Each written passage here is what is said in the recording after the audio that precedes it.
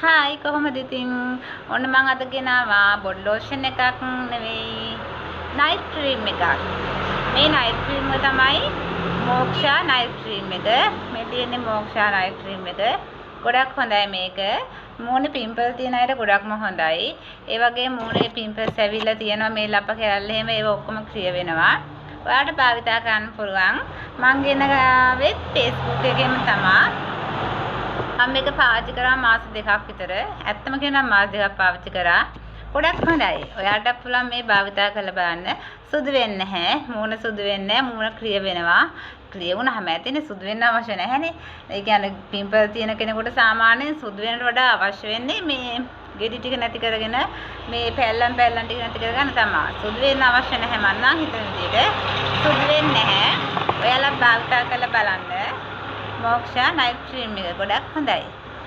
ගිහිල්ලා නම්